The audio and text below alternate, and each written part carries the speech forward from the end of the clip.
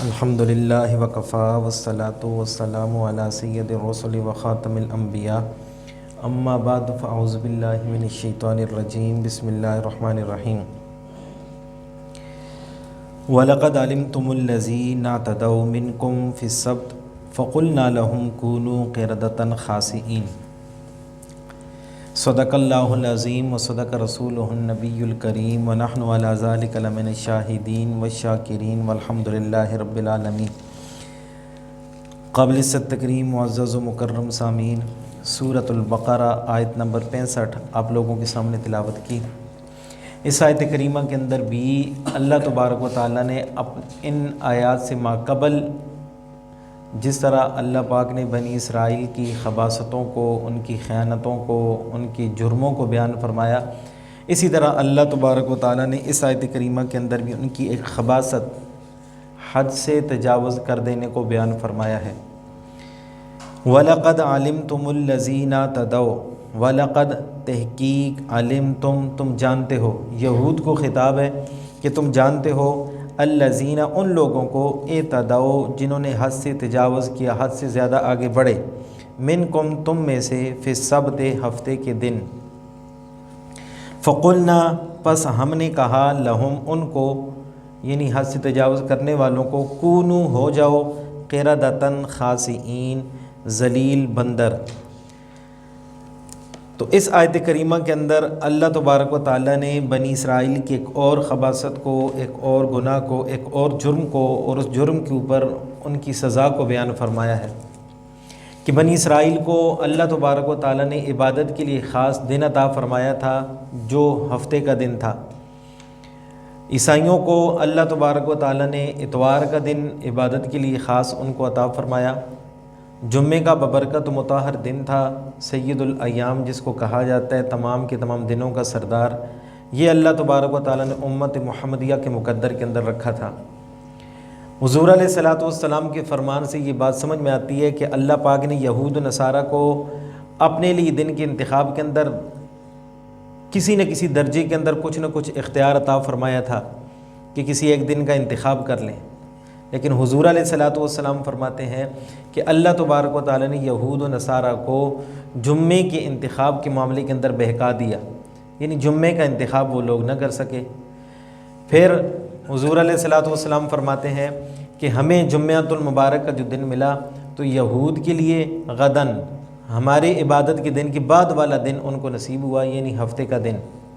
والنصارى بعد غد، اور نصارہ کے لیے اس سے بعد والا دن اللہ تبارک و تعالیٰ نے یعنی اتوار کا دن ان کو نصیب فرمایا۔ تو یہود کے لیے ہفتے کا دن عبادت کا دن تھا، اور پورے کے پورے دن کے اندر انہوں نے اللہ پاک کی عبادت ہی کرنی تھی۔ کاروبار ان کے لیے منع تھے، دنیاوی معاملات ان کے لیے منع تھے، یہاں تک مفسرین کرام نے لکھا کہ گھر کے کام کاج، گھر کے لیے ہنڈیاں بنانا، کھانا پکانا، یہ بھی ان کے لیے اس دن کے اندر منع تھا۔ صرف اور صرف اللہ تبارک و تعالیٰ کی عبادت ہی انہوں نے کرنی تھی۔ پھر اللہ تبارک و تعالیٰ نے ان کو آزمائش کے اندر ڈالا کہ وہ بنی اسرائیلی جن کو اصحاب السبت کہا جاتا ہے، ہفتے کے دن والے، وہ بحیرہ کلزم کے قریب آباد تھے۔ بحیرہ کلزم کے قریب ایک ایلا نامی بستی تھی، اس بستی کے اندر یہ لوگ رہائش پذیر تھے۔ تو ان لوگوں کا گزر بسر ماہی گیری کے اوپر ہی ہوا کرتا تھا، مچھلیاں پکڑتے، خود بھی کھاتے، ان کو فروخت بھی کرتے، ذریعہ معاش ان کا یہی ہوا کرتا تھا۔ تو پورے ہفتے کے اندر وہ ماہی گیری کا کام کرتے، مچھلیوں کا شکار کرتے، لیکن اللہ پاک نے ان کو آزمائش کے اندر ڈالا۔ جس ہفتے کے دن کے اندر انہیں مچھلیاں پکڑنے سے منع کیا گیا، شکار کرنے سے منع کیا گیا، ہفتے والے دن ان کے سامنے، آنکھوں کے سامنے مچھلیاں بہت زیادہ کثرت کے ساتھ ہوتی، عام دنوں کے اندر اس کثرت کے ساتھ نہ ہوتی۔ تو ان میں سے ایک بندے نے حیلہ کیا۔ حیلہ کیا کیا کہ اس نے دیکھا کہ اتنی کثرت کے ساتھ مچھلیاں ہفتے والے دن آ جاتی ہیں اور ہمیں شکار سے منع کیا گیا، تو اس نے سمندر کے ساتھ ایک حوض بنا لیا۔ تو جب بہت زیادہ مچھلیاں آئیں حوض کے اندر، پانی کے اندر، حوض کے اندر جب پانی منتقل ہوا تو ساتھ مچھلیاں بھی منتقل ہوئیں، تو اس نے باڑ لگا دی، ان کو بند کر دیا۔ تو اب مچھلیاں اس حوض کے اندر بند ہو گئیں۔ پھر اگلا دن اتوار کا تھا، شکار کی اجازت مل گئی، تو اس نے آسانی کے ساتھ مچھلیوں کا شکار کر لیا۔ لوگوں نے اسے منع کیا تو اس نے کہا کہ میں نے ہفتے کے دن تو شکار نہیں کیا، شکار تو میں نے حقیقت میں اتوار والے دن کیا۔ لیکن حقیقت کے اندر اس نے ہفتے والے دن باڑ لگا دی تھی، مچھلیوں کو قید کر لیا تھا، پکڑا اتوار والے دن تھا۔ لیکن اس ہیلے کو دیکھ کے کچھ اور لوگوں نے بھی اس طرح کے ہیلے اختیار کرنے شروع کر دیے۔ بعضوں نے ایک دن جال کو پھینک دیتے، ہفتے والے دن اتوار والے دن جال کو نکالتے، مچھلیاں اس کے اندر بہت ساری پھنسی ہوئی ہوتی ہیں، کوئی گڑھے بنا لیتے، اس کے اندر بہت ساری مچھلیاں چلی جاتی ہیں، پھر اگلے دن پکڑ لیتے۔ تو مختلف انبیاء کرام کا دور آئے، ہر نبی نے ان کو اس معاملے سے منع کیا کہ یہ ہیلہ سازی، حرام کے ارتکاب کے اندر اس ہیلے کو اختیار کرنا یہ جائز نہیں، آپ اس کے ارتکاب نہ کریں۔ لیکن قوم والے نہ مانتے، یہی سلسلہ چلتا رہا، برسہ برس تک یہ سلسلہ چلتا رہا، حتیٰ کہ آخر میں حضرت داؤد علیہ السلام کا دور آیا۔ داؤد علیہ السلام کے دور مبارکہ کے اندر اللہ تبارک و تعالیٰ کی طرف سے اس معاملے کے اوپر سختی کا حکم آ گیا۔ داؤد علیہ السلام نے اپنی قوم والوں کو سختی کے ساتھ اس معاملے سے منع فرمایا۔ قوم والوں نے کہا کہ ہمارے آبا و اجداد یہی معاملہ کرتے ہوئے آئے ہیں، اگر یہ جرم ہوتا تو وہیں سے ان کے ہاتھوں کو روک لیا جاتا اور ان کو سزا مل جاتی، ہم لوگ روکنے والے نہیں۔ لیکن داؤد علیہ السلام اللہ تبارک و تعالیٰ کو حکم بدستور ان کو سناتے رہے، یہاں تک کہ 12,000 لوگ آپ کی بات ماننے کے قائل ہو گئے اور 12,000 کو متقین کی صف کے اندر شامل حضرت داؤد علیہ السلام کرنے میں کامیاب ہو گئے۔ پھر یہ 12,000 امر بالمعروف نہی عن المنکر کا کام داؤد علیہ السلام کے ساتھ یہ بھی کر رہے تھے، یہ بھی ان کو منع کر رہے تھے کہ دیکھو یہ کام نہ کرو۔ لیکن ایک یہ متقین کا گروہ بن گیا اور ایک دوسرا گروہ فاسقین کا بن گیا جو اس کام کے مرتکب ہوا کرتے تھے۔ ساتھ ایک تیسرا گروہ تھا جو یہ کام کرتے تو نہیں تھے لیکن ان کو ساتھ منع بھی نہیں کرتے تھے۔ تو منع نہ کرنے والا جو تیسرا گروہ تھا، منع کرنے والوں کو کہا کرتا تھا کہ یہ اپنا فعل کر رہے ہیں، آپ اپنا کام کرو، اگر آپ کی بات نہیں سنتے تو روزانہ آپ ان کو کیوں منع کرتے ہیں، آپ ان کو منع نہ کریں۔ تو منع کرنے والی جو متقین کی جماعت تھی 12,000 کی، انہوں نے کہا کہ نہیں، ہم تو اپنا حق ادا کریں گے، معذرتاً الی ربکم، تاکہ رب ذوالجلال کے سامنے ہم عذر کو بیان کر سکیں کہ اے اللہ پاک، اگر دربار کے اندر، اللہ کے دربار کے اندر ہم لوگوں سے پوچھ ہو جائے کہ آپ کے سامنے لوگ یہ بد فعل کر رہے تھے، حرام کے ارتکاب کر رہے تھے، آپ نے ان کو منع کیوں نہ کیا، تو معذرتاً الی ربک، ہم اللہ تبارک و تعالیٰ کے سامنے عذر کو بیان کر سکیں کہ یا ربا، ہم نے ان کو منع کرنے کی کوشش کی تھی، ہم ان کو منع کر رہے تھے لیکن یہ باز نہیں آئے، ہم نے اپنا حق ادا کر دیا، تو اللہ کے سامنے عذر ہو جائے گا، ہماری بخشش ہو جائے گی، اللہ تبارک و تعالیٰ ہماری پکڑ نہیں فرمائیں گے۔ تو اپنے آپ کو بچانے کے لیے ہم ان کے سامنے حق بات کو بیان کرتے رہیں گے۔ تو یوں 3 گروہ بن گئے، ایک ان کو ساتھ برائی سے روکتا بھی تھا، متقین کا گروہ، اور دوسرا گروہ جو فاسقین کا تھا جو اس جرم کے ارتکاب کیا کرتے تھے، اور تیسرا وہ والا گروہ جو ان کو منع تو نہیں کرتا تھا لیکن خود یہ والا فعل نہیں کرتا تھا۔ تو منع کرنے والے ایک حد تک ان کو منع کرتے رہے، پھر ان کو دل کے اندر اللہ پاک نے یہ بات ڈالی تو انہوں نے کہا کہ کہیں اللہ کا عذاب آئے، اللہ کی پکڑ آئے تو ہم بھی ان کے ساتھ نہ ہو جائیں، اس لیے ہم ان سے علیحدگی اختیار کرتے ہیں۔ لہٰذا ان 2 گروہوں کو ایک سائڈ پہ کیا اور متقین کا گروہ ان سے علیحدہ ہو گیا، درمیان کے اندر ایک باڑ لگا دی، ایک دیوار لگا دی۔ وہ دیوار ایسی تھی کہ ایک دوسرے کو دیکھ تو نہیں سکتے تھے لیکن ایک دوسرے کی آوازیں ان کو آیا کرتی تھیں۔ تو اس طرح وہ زندگی بسر کرنے لگ گئے۔ کچھ عرصے کے بعد اللہ تبارک و تعالیٰ کی قدرت کا مظاہرہ ہوا کہ رب ذوالجلال نے انسانیت کو بتلایا کہ یہ لوگ جو جرم کے ارتکاب کے اندر حدوں کو تجاوز کر چکے، اللہ تبارک و تعالیٰ نے اس قوم کو خطاب کر کے فرمایا کونوا قردۃ خاسئین، ہو جاؤ ذلیل خوار بندر۔ تو وہ بندروں کی شکل اور کچھ خنزیروں کی شکل کے اندر وہ بن گئے۔ اللہ تبارک و تعالیٰ نے اس آیت کریمہ کے اندر تو صرف بندروں کا ذکر کیا ہے، لیکن آگے اللہ پاک نے ایک مقام کے اوپر فرمایا فجعل منہم القردۃ والخنازیر، وجعل منہم القردۃ والخنازیر، کہ ہم نے ان کو بندر اور خنزیروں کی شکل کے اندر ڈال دیا تھا۔ تو ان کی شکلوں کو مسخ کیا، ان کے جو بوڑھے تھے وہ خنزیر بن گئے، جو ان کے جوان تھے یا بچے تھے وہ بندروں کی شکل اختیار کر گئے۔ تو جب اللہ تبارک و تعالیٰ کا عذاب شکلوں کی مسخ کی صورت کے اندر ان کے اوپر آیا تو اس کی صورت یہ عذاب آنے کے بعد بندروں کی طرح یہ بول نہیں سکتے تھے لیکن ایک دوسرے کو پہچانتے تھے۔ جب متقین نے دیکھا کہ آج دوسری فرقوں والے، دوسری جماعت والوں کی آج آوازیں ہم لوگوں کو نہیں آ رہی، دیوار کے اوپر سے جب جھانک کے دیکھا تو کچھ بندر بنے ہوئے تھے، کچھ خنزیر بنے ہوئے تھے، لیکن اللہ تبارک و تعالیٰ کی قدرت ایسی کہ ایک دوسرے کو پہچانتے بھی تھے، ایک دوسرے کے سامنے رو رو کے واویلے بھی کر رہے تھے لیکن آوازیں اس انداز میں نہیں نکل رہی تھیں، لیکن رو کے آنسو بہا کے اپنی پشیمانگی کا اظہار وہ لوگ کر رہے تھے۔ 3 دن تک اسی عذاب کے اندر شکل مسخ کی صورت کے اندر ان کے اوپر یہ عذاب مسلط رہا۔ 3 دن کے بعد اللہ تبارک و تعالیٰ نے تمام کے تمام کو غرق کر دیا۔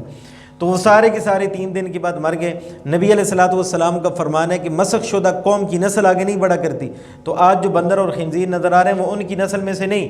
وہ تو علیحدہ ایک نوع ہے، وہی والی نوع چلتی آ رہی ہے جو پہلے سے چل رہی ہے۔ لیکن جو مسخ شدہ قوم تھی جن کو اللہ تبارک و تعالیٰ نے اس عذاب کے اندر مبتلا فرمایا تھا، وہ سارے کے سارے ہلاک ہو گئے، ان کی نسل آگے نہیں بڑھی۔ تو اللہ تبارک و تعالیٰ نے اس عذاب کے اندر ان لوگوں کو گرفتار کیا۔ تو اس کی جھلک اللہ پاک کی آیت کریمہ کے اندر بتلا رہے ہیں، وَلَقَدْ عَلِمْتُمُ الَّذِينَ اعْتَدَوْا مِنْكُمْ، تحقیق تم جانتے ہو الَّذِينَ ان لوگوں کو اعْتَدَوْا مِنْكُمْ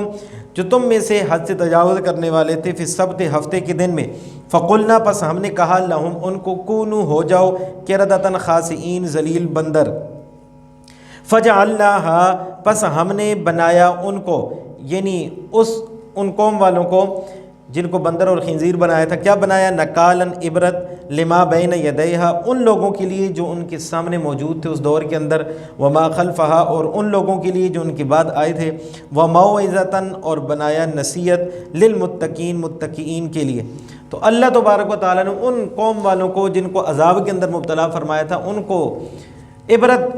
خالق کائنات نے انسانیت کے لیے بنا لیا۔ اب یہود کو بھی رب ذوالجلال یہی بات بتلا رہے ہیں کہ یہ عبرت حاصل کرو ان سے جو تمہاری ہی نسل سے تھے، تمہارے ہی خاندان والے تھے، تمہارے ہی بڑے تھے، جنہوں نے جرم کا ارتکاب کیا، حدوں کو تجاوز کیا، اللہ تبارک و تعالیٰ ان کو بندر اور خنزیر بنا دیا تھا۔ تو اللہ تبارک و تعالیٰ کے عذاب سے، اس کے کار سے ڈرو اور اللہ تبارک و تعالیٰ کی کامل اتباع اور فرمانبرداری کے اندر آ جاؤ۔ تو یوں ہی خطاب مومنین کو بھی ہے، ان یہود کو بھی تھا، تو اسی طرح متقین کو، مومنین کو بھی رب ذوالجلال اس عذاب سے ڈرا رہے ہیں۔ یہ علیحدہ بات ہے کہ امت محمدیہ کے اوپر رب ذوالجلال اس عذاب کو نہیں لاتے۔ اب یہاں پہ ایک نکتے کی بات ہے کہ دیکھیں اصحاب السبت جو ہفتے والے لوگ تھے، ان کے لیے پورے کے پورے ہفتے کے اندر اللہ تبارک و تعالیٰ نے اس عبادت کو ضروری قرار دے دیا تھا، دنیاوی معاملات ان کے لیے حرام کر دیے تھے۔ لیکن امت محمدیہ کو اللہ پاک نے سب سے بڑا دن جمعۃ المبارک کا دن عطا فرمایا، اور اس دن کے اندر اللہ پاک نے پورے کے پورے دن کے اندر انسان کو ذریعہ معاش تلاش کرنے سے منع نہیں فرمایا۔ جمعے کی اذان اول سے پہلے بھی آپ دنیا کے لیے معاش کے لیے محنت کوشش کر سکتے ہو، تمہیں آزادی ہے، لیکن جو ہی جمعۃ المبارک کی پہلی اذان ہو جائے اس وقت سے لے کے امام صاحب کے خطبہ دینے اور نماز کے سلام پھیرنے تک، اس وقت کے دوران ہر صاحب ایمان کے اوپر دنیاوی معاملات، دنیا کے ذریعہ معاش تلاش کرنا، دنیاوی معاملات، دنیاوی منفعت حاصل کرنا یہ حرام ہے۔ اللہ پاک نے سورۃ الجمعہ کے اندر واضح اعلان فرمایا، یا ایھا الذین آمنوا اذا نودی للصلاۃ من یوم الجمعۃ فاسعوا الی ذکر اللہ، کہ ایمان والو جب جمعۃ المبارک والے دن اللہ تبارک و تعالیٰ کا منادی اعلان کر دے، فاسعوا الی ذکر اللہ، جب منادی اعلان کر دے یعنی اذان دے دے تو تمہارا کام کیا ہے؟ فاسعوا الی ذکر اللہ، اللہ تبارک و تعالیٰ کی ذکر کی طرف آ جاؤ۔ وذروا البیع، اور بیع کو، خرید و فروخت کو، سارے کے سارے معاملات کو چھوڑ دو۔ تو یہ واضح رب ذوالجلال کا حکم ہے، اس حکم کی وجہ سے دنیاوی معاملات کرنا علماء نے لکھا اللہ پاک نے حرام کر دی۔ وہ والے کام تو کرنے جائز ہیں، ان کی تو حلت ہے، اس کام کی تو اجازت ہے جو جمعۃ المبارک کی نماز کے ساتھ تعلق رکھتے ہیں۔ اب جمعۃ المبارک کی نماز کے ساتھ تعلق رکھنے والے کام کون سے ہیں؟ اذان کی آواز سن لی تو چاہیے تو یہ تھا کہ اس سے پہلے جمعے کی پوری تیاری ہو، مسجد کے اندر آ کے بیٹھ جائیں۔ اگر وہ نہیں ہے تو وہ ہماری کمی کی وجہ سے رہ گئی، تو پھر گنجائش صرف اور صرف جمعے کے ساتھ متعلقہ کاموں کی ہے۔ جمعے کے ساتھ متعلقہ کام کیا ہے؟ وضو کرنا ہے تو وضو کرنے کی اجازت ہے، غسل کرنا ہے تو اس کی اجازت ہے، کپڑے پہننے کی جمعے کی نیت سے اجازت ہے، اور اگر کوئی خطیب ہے تو وہ اپنی وعظ نصیحت کی جو باتیں کرنی ہے اس کے لیے کوئی حوالہ دیکھنا چاہتا ہے، کوئی تحریر دیکھنا چاہتا ہے تو اس کو دیکھنے کی اجازت ہے۔ اس کے علاوہ کھانے پینے کی، دنیاوی معاملات کرنے کی، خرید و فروخت کرنے کی، دکانیں کھولنے کی، کاروبار کھولنے کی، ان ساری کی ساری چیزوں کی ممانعت ہے۔ ان 2-2.5 گھنٹوں کے اندر یہ حرام ہے امت محمدیہ کے لیے، لیکن ہم لوگوں کو اس بات کی سمجھ نہیں آتی۔ وہ اصحاب السبت جو تھے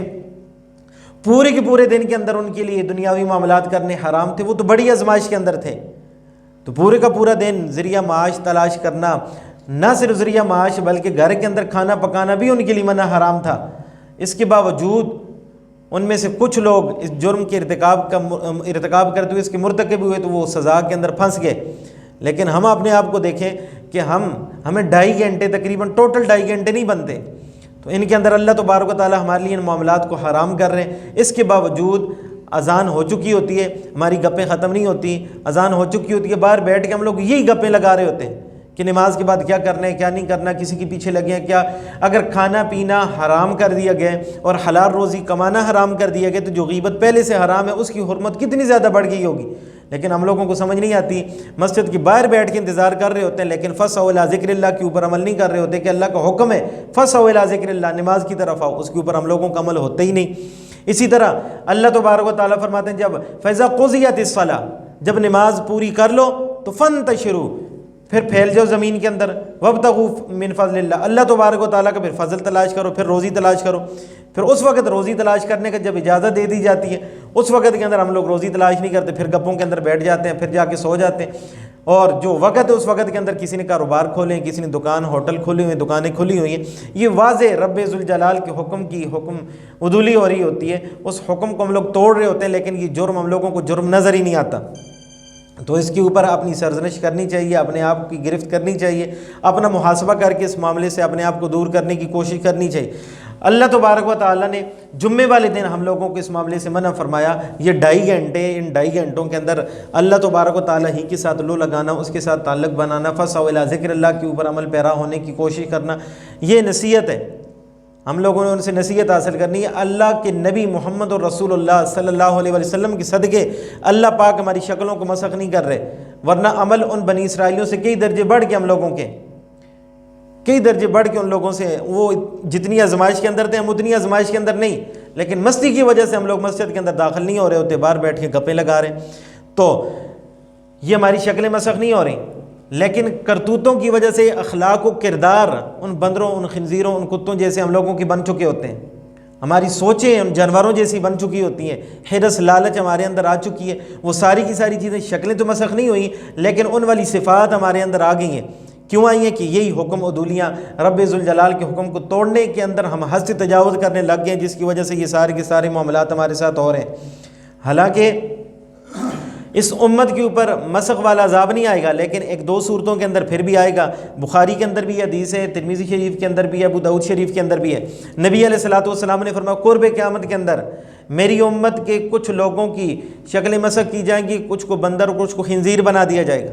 تو صحابہ کرام نے پوچھا اللہ کے رسول، جن کی شکلیں مسخ ہوں گی، جو بندر اور خنزیر بنیں گے، کیا وہ کلمہ پڑھتے ہوں گے؟ تو نبی علیہ الصلوۃ والسلام نے فرمایا ہاں وہ کلمہ پڑھتے ہوں گے۔ پھر حضور علیہ الصلوۃ والسلام نے فرمایا صرف کلمہ ہی نہیں پڑھتے ہوں گے، یصلون، نمازیں بھی پڑھتے ہوں گے، ویصومون، اور روزے بھی وہ رکھتے ہوں گے، ویحجون، اور حج بھی وہ ادا کرتے ہوں گے، لیکن اس کے باوجود حضور علیہ الصلوۃ والسلام نے فرمایا وہ گانے کے بڑے متلاشی ہوں گے، گانے کی مجلسیں ان کو بڑی اچھی لگتی ہوں گی، تو گانوں کی مجلس کے اندر رات کو بیٹھے ہوں گے، اور مجلسیں جب برخاست ہوں گی تو صبح کے وقت وہ بندر اور خنزیر بنے ہوئے ہوں گے۔ تو جن چیزوں کے ساتھ ہم لوگوں کو محبت ہم دیکھیں کہ جن کی وجہ سے شکلیں مسخ ہونے سے بچ جاتی ہیں، وہ ذکر اللہ کی یاد ہے، اس کی طرف ہم لوگ آتے نہیں، اور جن کی وجہ سے شکلیں مسخ ہونے کا امکان ہے امت محمدیہ کے اندر، وہ گانے سننے، یہ فوش حرکات کرنے، ان کے ہم لوگ سارے کے سارے متلاشی ہیں۔ آج مسجد کے اندر پتہ چل جائے درس ہے تو کوئی بھی جمع ہونے کے لیے، بیٹھنے کے لیے 5 منٹ دینے کے لیے تیار نہیں۔ یہی معاملہ پتہ چل جائے کہ فلاں جگہ کے اندر ایک کنجر خانہ لگنے والا ہے، وہاں پہ کنجریاں آ کے ناچیں گی، یہ معاملات ہوں گے، اس کی دعوت بھی نہیں چلائی جاتی، ایک دوسرے سے پوچھ کے کہ یہ پروگرام آج رات کو ہونا ہے یا نہیں ہونا، تو وہ ساری کی ساری مجلس وہاں پہ اکٹھی ہو جاتی ہے، ہمارے بوڑھے بھی وہاں پہ ہوتے ہیں، ہمارے جوان بھی، ہمارے بچے بھی وہاں پہ ہوتے ہیں، کسی کو وہاں پہ حیا نہیں آتا کہ میری سفید داڑھی ہے، میں ان بچوں کے درمیان کھڑا ہوں، ان عورتوں کو ناچتا ہوا دیکھ رہا ہوں، اس کو شرم و حیا پھر بھی نہیں آتی۔ اس مجلس کے اندر فخر کے ساتھ بیلیں بھی ڈال رہا ہوتا ہے، پیسے بھی پھینک رہا ہوتا ہے، ناچ بھی رہا ہوتا ہے، تمال بھی ڈال رہا ہوتا ہے، سارے کے سارے معاملات، اور ان چیزوں کے ساتھ ہم لوگوں کو محبت، تو قرب قیامت کے اندر ایسے لوگوں کی شکلیں مسخ ہونے کا امکان ہے۔ اللہ تبارک و تعالی ہم سب کو محفوظ و مامون فرمائے۔ تو سوچنے کی بات ہے کہ بنی اسرائیل والوں کو اللہ تبارک و تعالی ان کی شکلوں کو مسخ فرمایا تو ان کے اندر تو بڑے بڑے جرم تھے، وہ سود بھی کھاتے تھے، وہ زنا بھی کرتے تھے، اور شراب کی متلاشی بھی تھے، بڑے بڑے جرم ان کے اندر پائے جاتے تھے، لیکن یہ حیلہ سازی، حرام کام کے ارتکاب کی کوئی حیلہ کر کے اس کے مرتکب بن جانا، اس جرم کا ارتکاب کیا تو اللہ پاک نے ان کو بندر اور خنزیر بنا کے پھر آخر میں فنا کر دیا، اتنی بڑی سزا ان کو ملی۔ تو معلوم ہے یہ حیلہ سازی بھی کوئی معمولی جرم نہیں، یہ بہت بڑا جرم ہے، بہت بڑا جرم۔ آج دیکھیں تو ہم لوگ بھی اس کے مرتکب ہیں، میرے سمیت ہر بندہ حرام کو پانے کے لیے مختلف ہیلے اختیار کر رہا ہوتا ہے. یہ والا ہیلا میں اختیار کر لوں تو یہ چیز میرے لیے حلال ہو جائے گی, یہ والا کر لوں تو میرے لیے حلال ہو جائے گی. حضرت مولانا انور شاہ کشمیری رحمۃ اللہ علیہ ایک مرتبہ علامہ اقبال کی دعوت کے اوپر لاہور تشریف لائے ہوئے تھے. تو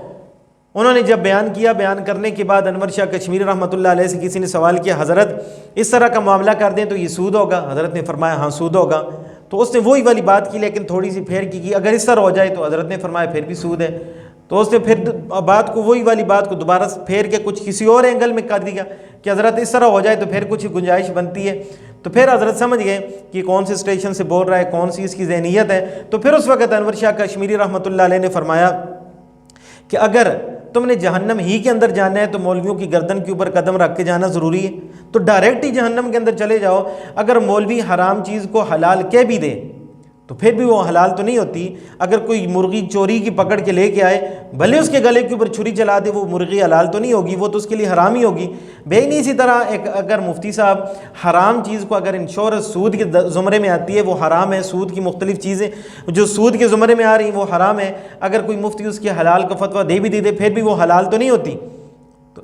اس کا مطلب تو یہ ہوگا کہ وہ مفتی بھی جرم کے اندر شریک ہو گیا لیکن وہ چیز حلال تو نہیں ہوتی. لیکن ہم اس کو مختلف زاویوں کے ساتھ مختلف شکلیں دے کے ہم جھوٹ کو مختلف نام دے دیں اور کہیں کہ یہ جھوٹ جائز ہے, تو ایسا تو نہیں ہو سکتا. تو اس لیے مختلف ہیلوں کے ساتھ ایک حرام چیز کا مرتکب ہو جانا یہ بہت ہی خطرناک جرم ہے. ہاں ہیلے نبی علیہ الصلوۃ والسلام نے بھی کیے, حلال چیز کو پانے کے لیے ہیلا کیا جا سکتا ہے. حضور علیہ الصلوۃ والسلام نے کر کے دکھلایا کہ صحابہ کرام نے نبی علیہ الصلوۃ والسلام کے سامنے حضرت بلال رضی اللہ عنہ خیبر کی کھجوریں لائیں, بڑی بہترین کھجوریں نبی علیہ الصلوۃ والسلام نے دیکھیں تو فرمایا کیا خیبر کی ساری کھجوریں ہیں اسی طرح اعلیٰ درجے کی ہیں؟ تو صحابہ نے فرمایا نہیں اللہ کے رسول, اعلیٰ بھی ہیں ادنا بھی ہیں. تو کچھ صحابہ کے پاس ادنا کھجوریں بھی تھیں, تو انہوں نے نبی علیہ الصلوۃ والسلام سے دریافت کیا کہ اللہ کے رسول کیا ہم اپنی ادنا کھجوریں 2 کلو کھجوریں دے کے اس کے بدلے کے اندر اعلیٰ 1 کلو کھجوریں حضرت بلال سے یا کسی صحابی سے لے لیں؟ تو نبی علیہ الصلوۃ والسلام نے فرمایا نہیں, ایک جنس کی چیز تبادلے کے اندر دی جائے, اس کا تبادلہ کیا جائے تو وہ برابر سرابر کریں گے تو پھر تو جائز ہے. اگر وہ ایک طرف سے زیادہ ہوگی دوسری طرف سے کم ہوگی تو پھر تو وہ سود ہو جائے گا, وہ جائز نہیں, وہ حرام ہے. پھر نبی علیہ الصلوۃ والسلام نے صحابہ کرام کی دل کی چاہت کو سمجھ لیا تھا. پھر حضور علیہ الصلوۃ والسلام نے ان کو ایک ہیلا بتلا دیا. ہیلا کیا بتلایا کہ جس کے پاس ادنا کھجوریں ہیں وہ 2 کلو کی بجائے 1 کلو لینا چاہتا ہے تو اس کے لیے ایک ہیلا کر دے. یا رسول اللہ ہیلا کیا ہو؟ تو نبی علیہ الصلوۃ والسلام نے فرمایا کہ 2 کلو کھجوریں اس بندے کے اوپر جس سے آپ نے کھجوریں اعلیٰ والی لینی ہے اس کے اوپر بیچ دیں, بھلے درموں کے بدلے میں وہ لے لے آپ سے یا گندم یا کسی اور جنس چیز کے بدلے میں آپ سے لے لے. وہ والی چیز جب آپ کی ملکیت میں آ جائے, گندم ہے یا کوئی اور جنس کی چیز ہے یا پیسے ہیں, وہ آپ کی ملکیت میں آ جائیں تو پھر ان کو دے کے پھر آپ اس سے وہ اعلیٰ کھجوریں 1 کلو لے لیں. تو یوں آپ کھجوریں بھی خرید لیں گے, اس ہیلے کی وجہ سے آپ حرام کی مرتکب بھی نہیں ہوں گے. تو حضور علیہ الصلوۃ والسلام نے ہیلا کرنے کا طریقہ بھی بتلایا, لیکن حلال چیز کو حاصل کرنے کے لیے ہیلا کرنے کا طریقہ بتلایا. حرام چیز کو حاصل کرنے کے لیے ہیلا کرنے کا کوئی طریقہ نہیں. سود حرام ہے, ہم اس کو حلال کر کے ہیلا کرنے کی کوشش کریں, اپنے لیے حلال کرنے کی کوشش کریں, تو شریعت مطہرہ اس بات کی اجازت نہیں دیتی. اگر ہم ان ہیلوں کے مرتکب ہوں گے, آج نہیں تو کل, کل نہیں تو پرسوں ہمارے اوپر رب ذوالجلال کا عذاب کا کوڑا ہمارے اوپر آ کے برسے گا, ہماری نسلوں کے اوپر آ کے برسے گا. رب ذوالجلال اس عذاب کو بھلے ہماری شکلوں کی مسخ کی صورت میں نہ دیں, لیکن ہمارے دلوں کی تنگی, دماغوں کی تنگی, بے سکونی, بے اطمینانی کی صورت کے اندر اور بے برکتی کی صورت کے اندر رب ذوالجلال ہمارے اندر اس کو بھیج دیتے ہیں اور یہ وبال ہمارے اوپر آئے ہوتے ہیں. اس لیے وَمَوْعِظَةً لِّلْمُتَّقِينَ, جو متقین, جو ڈرنے والے ہیں, ایسے معاملات سے, ایسی باتوں سے وہ نصیحت حاصل کرتے ہیں اور نصیحت کی وجہ سے ایسے معاملات سے بچنے کی کوشش کرتے ہیں. اللہ تبارک و تعالیٰ سے دعا ہے کہ اللہ تبارک و تعالیٰ ایسے ہیلوں سے بھی ہم سب کو محفوظ و مامون فرمائے, اور جمعے کے دن کے اندر خصوصیت کے ساتھ جو بیٹھے ہوئے ہیں وہ اس 2-2.5 گھنٹے کو قیمتی سے قیمتی بنانے کی کوشش کیا کریں تاکہ ہم حرام کی مرتکب نہ ہو. اور پھر ایک سوال یہ بن سکتا ہے کہ اذانیں تو بہت سارے علاقوں کے اندر, بہت سارے اوقات کے اندر شروع ہو جاتی ہیں, تو ہم کون سی اذان کے اعتبار کریں کہ اس کے بعد میرے لیے ذریعہ معاش یا دنیاوی معاملات میرے لیے حرام ہیں؟ تو اس کے لیے علماء نے لکھا کہ آپ کے محلے کی جو مسجد ہے اس کے اندر جو پہلی اذان ہو گئی ہے تو اس کے بعد آپ کے لیے اس چیزیں حرام ہو جاتی ہیں, اور اس وقت تک ہی حرام رہتی ہیں جب تک اس مسجد کی جماعت پوری نہ ہو جائے. تو جماعت پوری ہونے کے بعد پھر اس کے بعد فانتشروا, اللہ تبارک و تعالیٰ حکم دے رہے ہیں زمین کے اندر پھیل جاؤ اور رزق تلاش کرو. اللہ تبارک و تعالیٰ سے دعا ہے جو کچھ میں نے کہا حضرات نے سنا, اللہ عمل کی توفیق نصیب فرمائے. وآخر دعوانا